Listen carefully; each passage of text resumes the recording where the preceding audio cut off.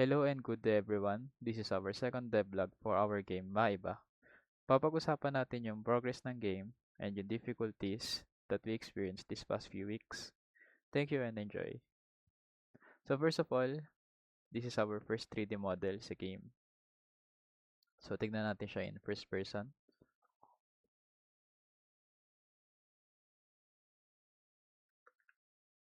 Ayan po siya. So, medyo incomplete pa po siya kasi may onting problems pa sa rigging and starting lang siya for now. These past few weeks, we focused on improving and tweaking the gameplay as well. So, punta naman tayo sa second level which is yung court.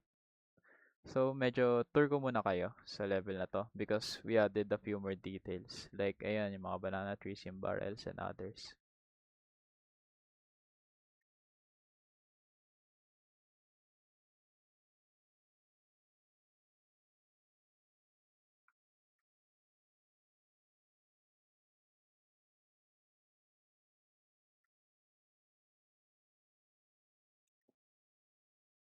Honestly, madami pa kami idadagdag sa level na to. So, it's not yet complete. So, for example, dito sa walkways, di ba parang medyo empty pa po siya. So, we plan to add more details and possibly ibahin yung landscape as well as dito sa kabilang side.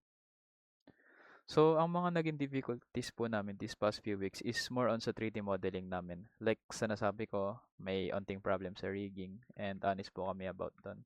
Pero big props po sa gumawa ng 3D models namin and thank you sa efforts nila syempre.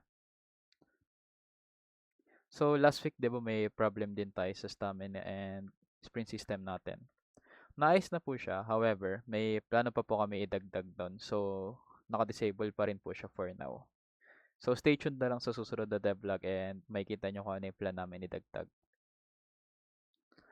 And about sa gameplay, so dito sa court, plan namin mag-add ng dalawang gameplay which is yung taya-tayaan and patintero.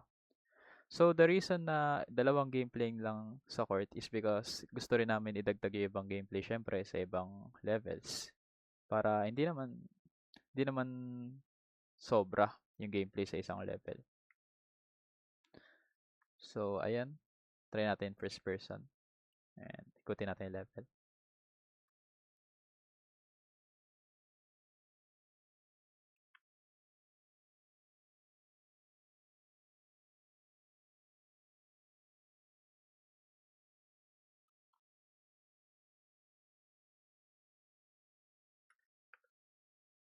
So that is it muna for our second devlog.